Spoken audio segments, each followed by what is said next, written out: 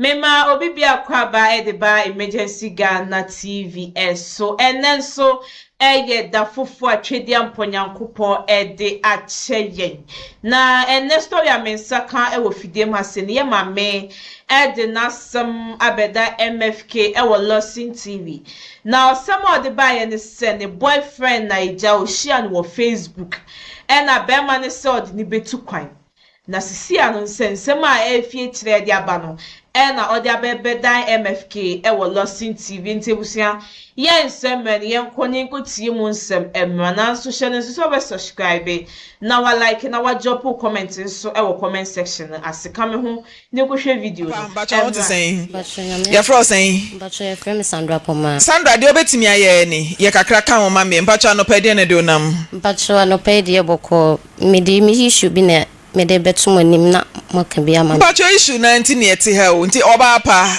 de na de nam bacha mi 2022 mi share brantie bi aye friend Richard Ej enti me ko ne nchen na ode akwantu sem ede tu manim enti 1 week time no osesa de ya me mebo ma me ne papa ma ne enti me bedru ye no no ofrem na me de phone ne ma me ne papa na ne omo kasaye no si okay what omo se omo ate enti hwa na okachem papa ne se obe se akwantu ne baso ono be ye den obe boa me kakra na papa ne so omo mpe kakra mfamra nti papa ne omo pe nkakra kakra sa ohwa o se connection mine se oje 5000 ohwa o se connection mine se oje 2000 oje 3000 na ya Sunday scan de amano nti scan ko kan nse wie ya chire no e na me frɛ se wonsa ka scan de passport no de ayila 2 weeks de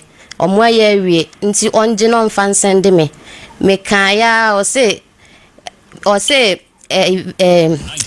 passport na ko di connection mine no ho na me se saa de ende fa connection mine ne number ye den forma me na me frɛ no metimi kan me kan onfi me enti later me wo ha ne na me wo odifo ba bi wo ho na me kɔ ne nkyɛn ho na me kɔ mpaibo enti the day last bi awia me wo ha na Richard Ej ne frɛ me se ne papa na frɛ ne se omo kɔ office ho no passport na omo de kɔ ho no omo kɔ ne be ma picture ene ebo passport no so hwa na me fa ka na me kɔ odifo ba no ho enti me kɔ ya na me kɔ kan ma asem kyerɛ no na ma me no obeka kyerɛ me se oboa na me enye nsem nyina na me yeden me ka nti wane de ma me ka no kra e wa asem ni nyina de yeden e de kyerɛ me o si scanner Richard Jeni scanner nyeden enko ba bia scanner wo no ho oni ni nkurofo na omudi sa adwuma no nti scanner oje a na omo ache na omo adi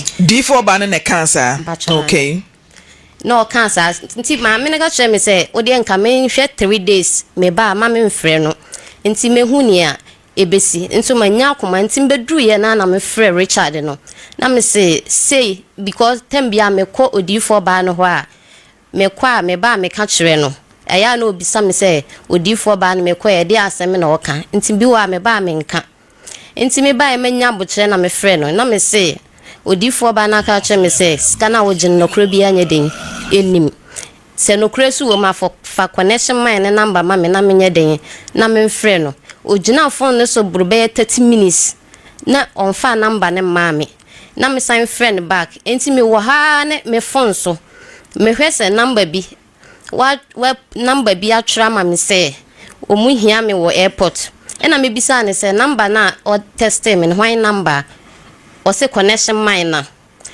nti hwa na me pe asem no nokre wom enti ade kye na me frema odifo ba na me ka kire no na ma me se sa ade amenye de me nko because na me pe nokre wom sama nko a nipa de obetimi aka se ebia wa ma no sika yeden usika ahye e na me fa aka na me ko airport wo me kodru ha no pa na me frɛ Richard Ej no obaaye obi a waji misika mimi ni connection mine no ese ugina ma connection mine ne ba no ugina wa me hwe na wasan afaka se okọ adwuma na me se okọ adwuma mimi ni mo bia o we na waji sika no nti wo ja me ha akọ ne mimi ngina ha sa anya den nti me wo ha ne number bia frɛ me se mpacho wo ne Sandra Poma me se ane Osi ye be check wo niema. Na me say niema me hu say ye check niema wo out. Ye check wo inside. Enti hwa na nipa ne kate no. Enti me wo hwa chire bio. Na nipa na asan afre me. Asam na wa wo kakra no. Sandra eye osere meboa. Asam na wa wo kana eye osere se bema a wahia no ajusi ka se wode utu kwan country be na nkwode woko. Ba cho se Canada. Eti Canada na waje wo passport so wakwa akwaje visa ama wo no. Wo from abaye fingerprint bi. Wo from akohia wo mo embassy ekoye process bi. Pacho de bi o se ono bibi ono na odi animu. Oni na odi animu a oye. Enti wanko embassy ankoye hwe. Pacho de wankohia obi a ankoye bibia. Na wote wa na be me ya fro wo se bra airport. Besene kwa Canada. Yes. Hey, Sandra, eti wo kwa airport no niema be na fine. Mbacho me fa me niema ye di tukwan. Niema ben, me pese me hu niema ye di tukwan no. Aha. Ena me fa bag ye di boyechi, ena me dress ye. Ene wo fa ho teten. Ekola ke ne dia na egum. Mbacho me toto niema nketu bi ti se milk ne gari ne sugar ne niema ne doso. Na de na ko Libya. Obi akọ Canada akọ toto gari ni milk Canada so ye gari ni milk ne kwetwa kom. Ah, na obi a wunya anko embassy nkoye bibia o be ma ne se bra airport watimi anya kukuduro akoto ekola katoto niema gum na akodure na nka police chi we ma se wana na me pe no kra ye den nti de na si we airport o enti me wo ha na boy na o sign frame se obe check niema no out no me wo ha na o sign frame later say connection man na amade ya menko enye sa priest for no mo betimi aha me sa na o ka kire me na me free wana me ko fie enti mbedru na me free Richard J ni say ompa ne ho asema on sendi misika nya den emfa ma me ma sha be pen now edisen mpacho 1 year di ushia no we mpacho mi share no online e infa Facebook na ushia Richard ushia no mu di nkomo eche kakra nsa na wokwa kohu no no edi be sen e twa be ye 6 or 7 months ansa na me ko ne nchen Facebook why na di kan bo ne yonko high mpacho ye ono a on a ball high di oba udiem na oba high no di asem no de to anim se akwantu ho asem ana se odo ho asem mpacho se obe ware me sa na ode to manim enya akwantu ho asem nti di 6 months na wo ko ne nchen ho so ko di sen mpacho ho mi twa week 1 week e honum na ode akwantu ne ba ya na se wo firi ho koyansa mpacho ho na ode akwantu ne to manim ansana me free ho 1 week na emu ada ko enkomo be na woni ni di ye ma ni hu se bia e kwa da wo ho sika bi wo ho no mo bepe bi adi mpacho me ne nani nkomo bia wan kesi kase mi ankyere no mpacho de bi sika no kra mpapa ko gede man na ye bosen a omo sika na yesen 210 21,000 ye de ko Canada o se o de bi so ena 1 year mpacho ane wonu na busuafo mpacho de me akochia ne ma menua eno odo kwachi ansa na wo ko spend 1 week na na say me di kan ko akra kutwa wanyi ansan before ansan kutwa san 1 week ansan na okay ode me kwachi na busuafo nti ne ma menua no we mfa mpacho o wetachi man tanoso na ne ma me ankasa na busuafo ankasa we ne ma me ankasa wo sunwan o ma me no sama me dia asem ne koto ne ma me nua nanim no o mo se ne ma me ne yare nya saade a nkomo be kire me ho ama me dia asem na akoto nanim wan hwe a me dia asem ne kwa ma me ne betimi afama yeden awu enti airport na okoye no ma me mra airport ho na airport asem ne de che se eye metwe kakra Sandra ukodu airport ho ne hia wo kwan na no mpacho kwan na no de unse uram inside no ho a china ho akopense Richard J ne yeden obai boy no senka mi hu ye be ma ne ne twempena e de utu kwan hifa na Afrika Accra mpacho me fi doma hinkro etinka ebia se echena na ubetu kwan na utimi kura ko spend the bear 2 weeks and asa 1 week bi kura 1 day 2 days bi ekwaje akwankwaja de nyina eti de enti na wono nkwan ne de wo freedom a who zem airport straight why mi sa ho hwe Ma, then I make her say, na me penokure wo minti. Yes, inti oka say e da say na obetu kwanti hia mo airport no.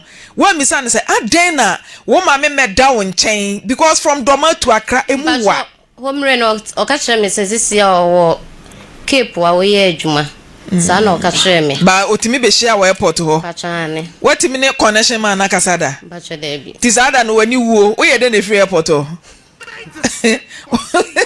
Sandra, when you say, who peer free airport, what you could do, papa. When you we Bachane. into here, then a PA, Chilem style. Who say castle or and see one a original far car, a sign back. Ukojina car or why? I feel okay with you could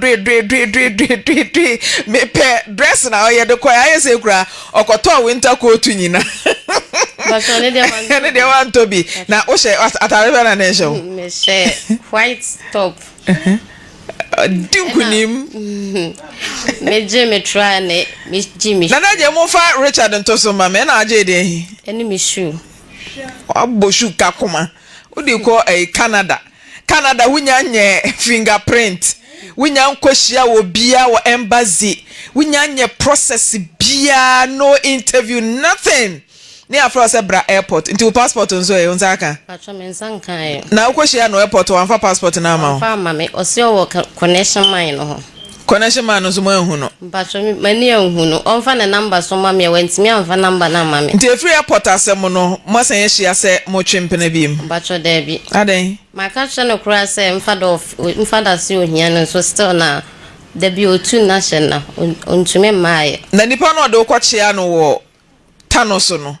We are sure send ma minia. Mpachane. Dia na ma hu send ma minia. Oka me say na bre wadro. Nti me dia asem ne kwotu na nim no. Oka che o se den. Na bre wade ma me no. Na se ne ma me no no. Ya. Sa na o pa kire. O se ne nana. Ne nana. Okay. Okay. Nti me dia asem ne kwotu ma me na nim na ma me no be ka kire me say enya na bre wade na ne ma me nim. O se na chiba de ono ne ma me. Na se ne ma me nua. Mpachane. Eno no ba wo de o chia ne se ne nana. Mpachane ha. Asemo.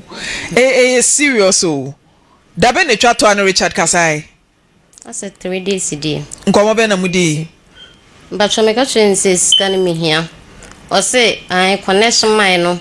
Omo cheche ne sa se de amo mo se omo nton. Nti so omo ton o de scan be send me. Yes, o kasa nyina o kasa se obi a wo Canada. O konda nche na do ketrema e buru wanu na asisi so. Yes, o kasa nyina se o Canada o se tabi Derek o se de o si kasa kra so Canada. Na je se Hamdi Ibrahim o se MFK let's hear Canada. Je so be so o Canada picture. Wa ngodru Canada o. Ghana ha kotoka. Terminal 3. Ono kopie. Ewo producers mpacho mofa Richard entoso mame na yenko ne nchen ebi kura na asem a ababa wa yi kan na enye no kre na yenko nkotie Sandra ye shop a Bacho me se be mo do asem ato wanim opa asem wa ba fie kura be hu me mame 2 times di oba adoma Bachane ebe shia mame mo wa ba fie ni Facebook din yen Richard J. Richard J, good morning. Good morning, madam. Mr. J, good morning. Good morning, madam. Beme na mpacha pombo ko de. Oba de na. Ye da nyame ase. Mi di ne maame frem poma na ababa wa bi afa ne Sandra Poma. Wodi case ababa to ye nim se wo hia wo Facebook ema mo keka wodo asem. Na breso ye wo froka. Efri doma hinkuro manim ebedru nkran. Ene na awotwe na nya asem ketoa mudi odo ankasa. Afa odi to nanim se opese oboa ma ne ko Canada ne sika 21,000 Ghana cedis ababa di ho afinie Canada no abeso airport wantimi anko ne passport eda so wo nchen sika no so so a emai be ma wo se ne sen Yo ma me da se mi cha ti fo nyina so. Me pa cho ayo no kro na ni sika no 21,000. Sika ni cho bebre o he ni. Na de chen se me ba cho sika ne yesen me pa cho sika ni kai ayo 10,000 15,000 on the kai 15,000 to oba me pacho maninye calculation in chiro ansa ne ato ankomo no so was 15,000 no oboa opa friend papa sesia eti wan kasa ye calculation no na waji ne ho bia oboa sa me ka chiro se me ba papa bo obusia de mame sa bosia no boy ne utua ya enka onko bo bosia fa mame me di ni nyina ka ho enti fa me sika no calculate fa ni nyina bla 210 me ba Richard me ba na che say Sandra metiase a time a wokwa akwosra Richard no wo papa ne bob bosia ma de tools akwan no ana sika ben na so papa bob bosia enti oje aka ho yi pacho me ba ha no me ba ha na me de to me fa de nanim enti bosia no ko pede mame amede ba ha sika me ba sika rich pacho gina so ma me sika botene a wo de ama Richard nya botre Richard say wo fanye akwantuo process me ba akwantuo ho asem no se sika na nkasa ye say ni nyina 210 eti sika ben na wo ba ha papa bob bosia nti wo ba kumase a bosia sen sen bacho me bob ma me 400 cedis nti wo de account na akwakodu 21,000 bacho de bi ni nyina 210 no bacho ka ho wase me wo confuse me o 400 cedis na wo papa bob bosia e ma de fa ka ba kumase na wo do case ba yi wo de aka akwantuo sika no ho wo de yente anu mfiri mu akwantuo sika na nkasa no sika sen na akodi rich njen me fa 200 million na akodi no ho emema rich mame de o kan ye me kwa de ma ye confuse ni sika sen na ase abedi njen Petacho 15,000 na me yem frem papa 200 million na bedu ho entwantro bla nka me mfa wo ma ha entwantro wan se du se dia wasesa wa no ma yentie no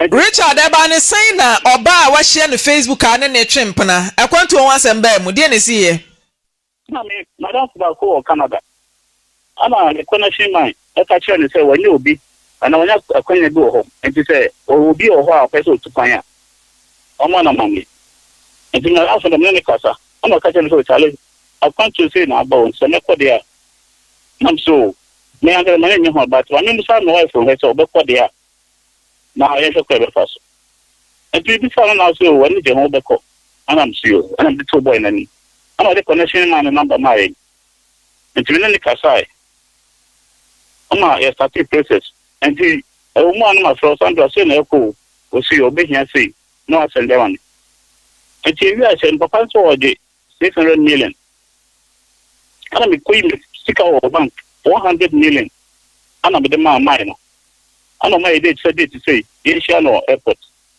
ana mi fro bo ma ne say tam na o say you enti bo ma na bra mi so o takra de mi so free ho na ma ba I'm passing with you. I'm also telling you, I be share airport. Yeah, 20.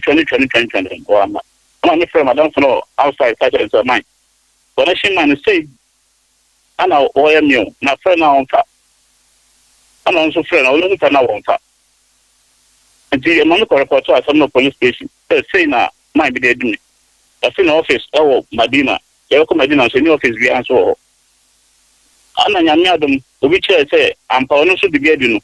Enti na mande kopie no ana ekwache no there some police station ama ekwache no yanyi wa ti yanyi na me abehiem mai enkofo esi wa jom sika na ete say o say am poje tum ama yejele no nti na jakade bi wo e nsase ana o say yagye obi na so beta ye nton ne frankofo sika ma o ana say mi plan say na wo kan o say yan o che say di me ya test no ene ade ti o mo ka kire say obi ba no pasase a obi me aso ate se obi ba se oso iso plan o pasase ka ye fa nimra nti bibi akoso ya me bo mane aso me sie police for free court ne fro Sandra yanko oso nya kwan Sandra ti amemi ni wachi no won kan okre won kan okre nti amesi mi ni wachi no the day I was sending message mama so mo si omu hia me airport no number na ewi akire ne me fly mfa the day me free airport wa me friend number no me friend sa number no no na assign picking number no wa na o picking number no o ka kire me say connection mine ne number ne sa number na ye de na bedu ho Me number say is. Oya kuromfo. No to me na me number say. Kan okure. Na maka chiro wa ado no. Me hia me sika. Menim connection mai bia me se wo na agi sika no nti me hia sika no why bla. Me hia sika no. Me mesna ko ba bia won ka no kore. Why say won ka no kore. Da bia wo ka different story ne de kirem. Mane o ka sa man ka sa mane ka sa. Me ko ti bi ma follow. Se ko amodi me faso. E kwa bi ma follow me faso. Na nya na do. Sabe nkuma na ni fa say no kore na say nya no kore. Ma me odifo ba ne ma hu no kore wom. O se wo ya kana na wo ya kuromfo. Wo ya kuromfo. Odifo ba bi sa no say anya bi an me na ojuma. Rich. Hello, Rich. Time wo ye process. Edu obaye tu kwan connection man no de number man da. Ma me pa cho den ka chere me say binye bibia na bibia only problem so ja bibia man. Tie me. De da me free odifo ba no ho ba ya. Me ka cho say ma me ne se scanning woji a scanning ko ba bia mu chedi no. A me ka say for connection man ne number ma me no. Mbisa wo de ma me. Ugina phone no so be 30 minutes. Want me amfa number na ma me. Achie na wa wo de wo form. Se number no uko twa se send ne foforo se den yo. Na wo de send me message. Ebi a che me san fair sa number no wa pick. Me no to the net. Why o say we yakronfo? Me se fa me sika blame me. Me ba just na two lines na me su. Mami assassin na da no ko kire yen. Me si for bibra me so me obi am le ko. Wan sa for obi so mra na assassin no so onko de ka wo so ana. Obi a wono na ye ne kana na court ahye se ye nto na assassin no nipa no ode ne kana enko pe obi meto assassin no oba no anya assassin krata no ye ne den. Ma na assassin krata nyina ko enimi ho police for no enimi ho ya gibi bia. Police station ben. Ba cho say police station ben assassin krata ne wo. Ba cho Accra Central. Accra Central and assassin krata ne wo. Me ba cho edi ben na assassin krata no so Accra Central ho no me nyame adom papa e police commander. Me ba cho Accra Central no police station ben ankasa. Ma me ba cho ye ko abeka ja e oda abeka no. Hefa tesa no anasa hefa. Ba cho da bi.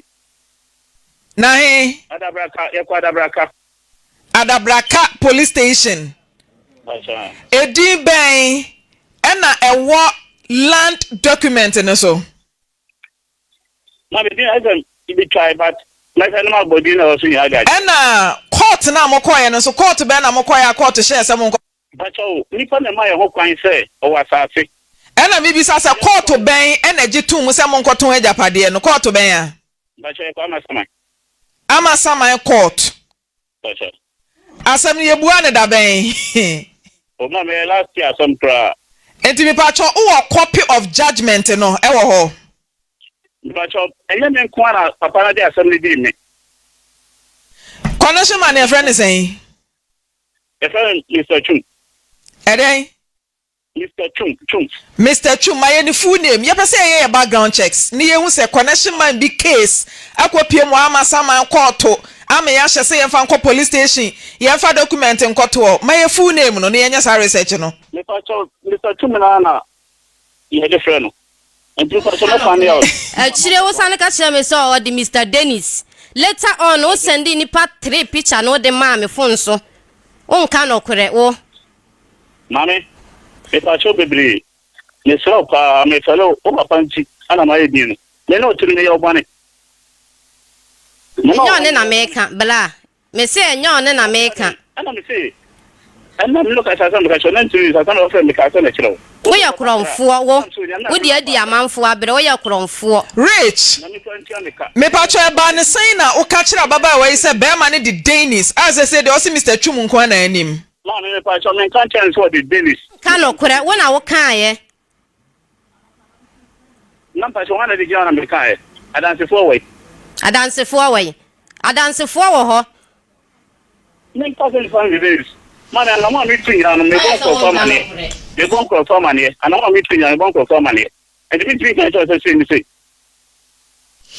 ba cho Rich airport na wo frɛ Sandra say on share wo ho no na obeye den. nipa na friend say yenhia no na be na so so de ne be ko Brana so no na wo hu ne passport a se visa bom. But I say Na wan kasa wani kwotwa risi ahwene santamu no wan se passport no or the visa bia bom a o se hia na airport an so fra baba wei e ma ne fro ka free domaton e ba nkran airport. Mami na me kwa no takwa me ye dwon ho. Enti ma ne fra me no ana me nyina me so me ba bi. Enti me mani se no ayo hu. Enti ho na ehia ya so kwa document ni na be mai. Okura wo se da ba bia papa no suma wo e wo airport wo nka no okura kamu no okura wo nka no okura wo. Wa fra me se ehia wo na offer document mai. Na wan kasa no document no de wani hu yi. Me yamya no kika me de ni na me boa. O ka chan se ehia wo ho. O de bia wo nyina be mai. Na wan kasa no rich me pa cho ye de adwuma. Ba so me security. Wo ye dan? Security. We security na yenyanko embassy enkoye process no fingerprint nothing na yetimi kwagina airport say yetu kwan Ma me asuma ni pana ka kire me no ana me so me di akire na me no kwemi me ti kwan bi da wo na ji scan mi bisa o se scan wo de ma hwan na wo de ma no na me di hwan na me di ma no eni ni pa no e bo kwan ma o send ma no ama number my number na send it rich we security wan no me die Dabi me pese mi hu adwuma kro wo ye Ghana ye security agencies dey hefa na wo me die about what committee oba wo se be ma no ye dey adwuma mpacho my bet ye adwuma ni bi inside wo na wo ye adwuma Bema o ka kire wo yiri se wo ye adwuma o my bet anasa o ka se wo ye security officer but security officer on the bet no ye ma o security for because we picture here da here me hwe picture na say what computers bi achi de niam bi ahyehyehye utinti na me bi say adwuma a wo ye no because I'm security security for no momo ye adwuma o laptop so because me hu picture ko no ka picture no shatari bi a color ni ye green yellow and a red t-shirt Lacoste and laptop si wanim ade bi so ayese mic ayese DJ bi a sebi wote akurasi radio station ya hyehye mfidie no odan bi mu no me pa cho me that am confirmation center bi na makoy announcement mbacho announcement ben now be ebe see yi that am be you information center and you know be ebe see yi na me announcement now rich mama ka bi nchira o say sika waje free ababa we yin chen wo si 15,000 ababa wa isi 21,000 ye be hwehwemu transaction oba wo send the mobile money na de shebe ma nsem mpacho ni nyina ye mobile money me phone okay. Me phone ne say enti ye be hwehwe phone na say a number ni ye active ye be ko MTN office ne yakwa akwaje wo statement enti rich wo so kika de bom na fe connection man na wo kana sem no yeso ye be hwehwemu ne ye hwehwemu kwasi ase Mr. Ahin mamenchia me papa police commander e wa Accra yabahwehwem ne yakwa ko hu se land documents na wo ka no said that Accra police station a wo ka ene ho asem na yewi a yebeto aso afiri ho why mama me da se pa yewi yebeto aso afiri ho nti ba me ka wakoma to yem rich edu besi ha ne ayesa investigations ni nyina e wachire ho ne yahwe se case no e court daben e na judge no obu asem no copy of judgment ene de ye land document no ekopio mo police station nyina ne be yesa investigation no ye wi a de ebebo no mo so mu wi a ena machia be ma wa ha we shia be ma Facebook watimi afro car free doma akonkran kodi na wotwe kwaye den ante na wotwe no kwaye den na maye madwen senka mekwa na makopa adwuma wo ho aye nti nka akotena be ma ne chan kwaye adwuma be me me sister wo ho nti se maye madwen senka menye adwuma na nka mekọ me sister ho nti nya mpena 20 na akoy na sa okra na no be ma no agenda e no so di agenda arew elder Abri baba yasemo ye hia kasa kire pa Sister Sandra unya kwada sa wo na niam ete sa no efa nipa bi asesa na me ya wo hwe kwan a Richard oni ye kasa ni nsama wo ka jese wono ankasa unim ni awoye ohu se oridi Sandra hu se na adwimu hakakra enti o dede no a ebefa o hye ma no na edwom kura se etwa ticket edwom amrebo ma ha edwom kura ye ko edwom etwa ticket o untumi moa wo nkogina airport se me ko Canada bra unni bibia de ko Canada ade wa asa movie asa movie ni yahwe unja ticket akogina airport se mafa ekolak ato gari na flight be na nka ko fro ato gari ko Canada wenya movie de uradi nyakopon asemi emu areho na ye kan nyina no sister ya manani anaho na sa social media empratwen no ase ya de bi ya betena wo da wonim bibi wo hia be ma na se oba wo social media ete se de wonam a wo hia wo bi e wa bonten a wonim ne da yes but social media de no wo mo ya ma na koye azan enka ya de kro wo hia obi na wonim na eye pepepe se wo hia no social media but ene social media na manfo fa so de ye niam bebre dede bi no moa wo hwa kwan ya ofa so o hia ababa yi o se mo man fipam amam yan kasa asem we na ma bi wa kokoduro pa wo doma anya kwan keto asa wo na doma kura be kuma se sanya agro ansa na wato aso adu nkran akodi na wotwe ba ko be ma wo hia no social media o se Facebook na watumi adono akotena ne nchen eno no adi do oh am ono so ato ne bo ase a ready wa hu se papa pebosia obenya bi ndi se papa pebosia na obenya bi dia dem do boko Canada hey we ase pa do ma to Canada simple as how ay o se to be Derek o se is airport cancel trotro station eh serious oh na on say Abrante oyaza na de beboare ne se on pesika no famra eno na be save no anya sa asesi e woni mfoni no ya ready na hu se ne nsama o kanyina ya atro oye na dwen se sister yi one ne papa obebu wo mo na onza adefo nso ya na nsama wo hu Canada ko sika ne enru ayi kura onza 21,000 to Canada o se me makobo bosia 40,000 e wo bank e de besoso wo rich oba wona na twempana obi a wote so wote friends say also baby no ote yi no wo se hokra de simple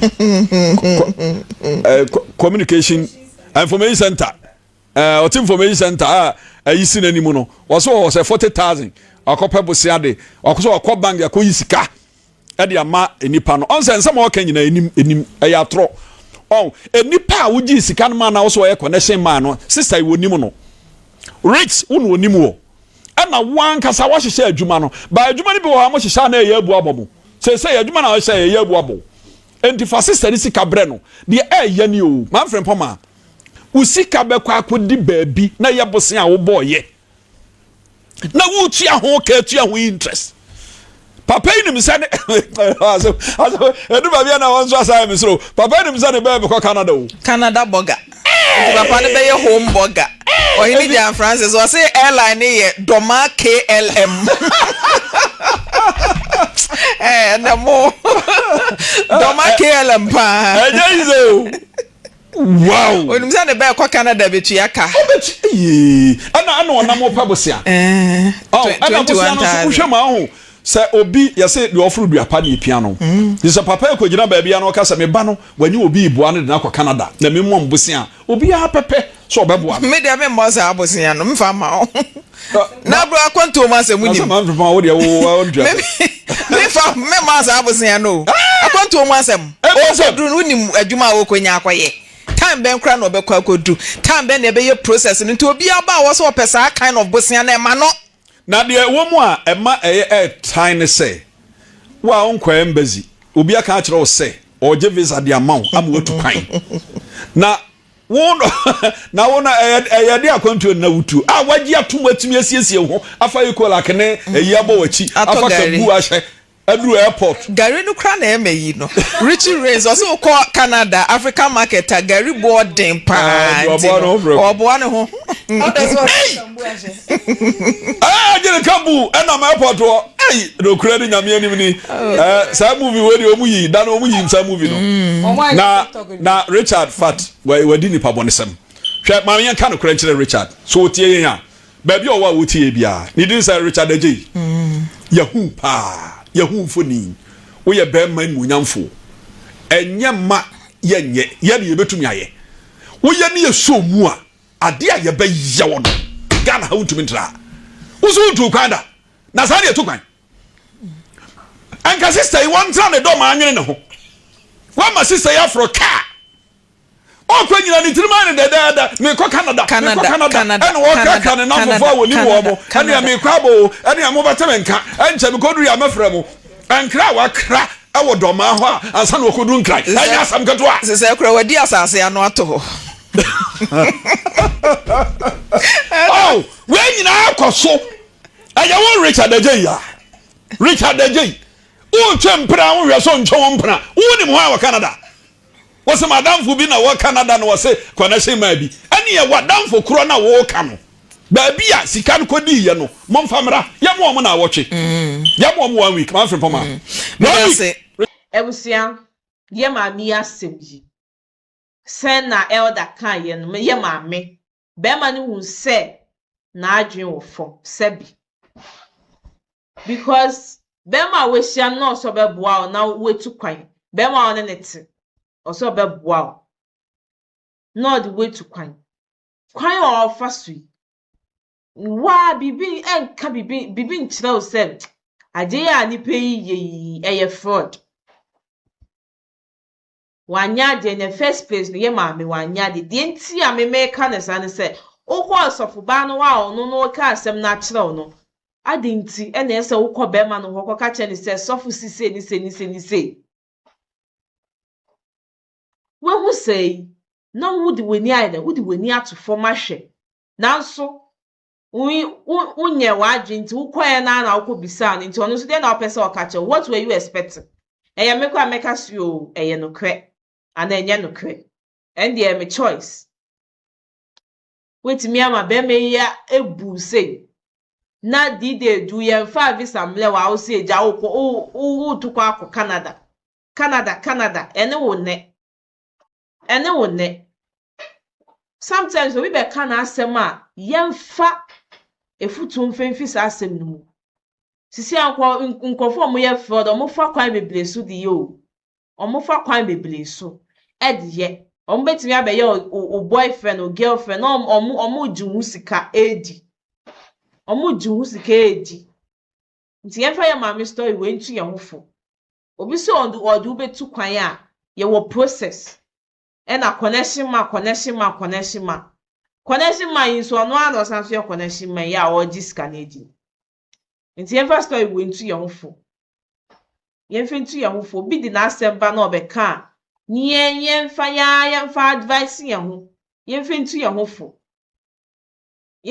hofo now it's getting too much you see I for the we see how we any day ne papa de wi a o keka ne nsem na o ka sika na die no sika no ye ma mehia nti ye na fa ne sika bre no nti mi fa asumdwe ti me embe busia ha e na meje mo ebesi mi gidi se wafo efuto de fi ye ma me story we mo process no unko du airport anse na ya ma officer nti mo nhya no so be subscribe na wa like na wa drop comment so e wo comment section as secretary mami esi anything any media ye be san so edi nhyiemo e wa hebio ebusia makwa